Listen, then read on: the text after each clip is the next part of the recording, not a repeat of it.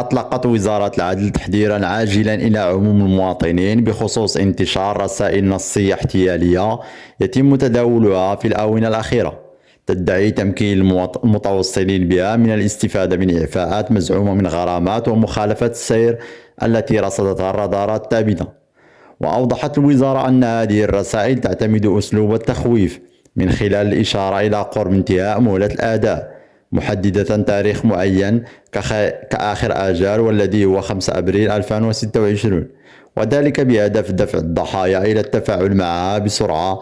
كما نبهت إلى أن الرابط المرفق بهذه الرسائل والذي يحمل عنوانا مشبوها لا يمت بأي صلة للموقع الرسمي للوزارة، بل هو منصة مزيفة تهدف إلى الاستيلاء على المعطيات الشخصية والبنكية للمستخدمين.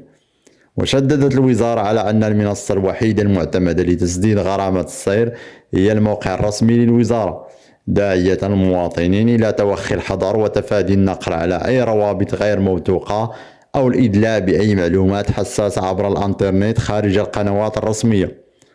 وفي إطار التصدي لهذه الأفعال الإجرامية، أكدت وزارة العدل أنها باشرت اتخاذ التدابير القانونية والتقنية اللازمة بتنسيق مع الجهات المختصة من أجل وقف هذه العمليات الاحتيالية وحماية المواطنين.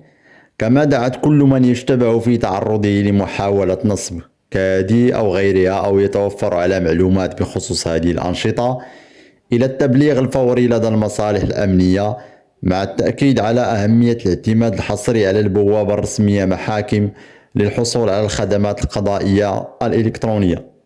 شكرا لكم على المتابعة، وفي أمان الله.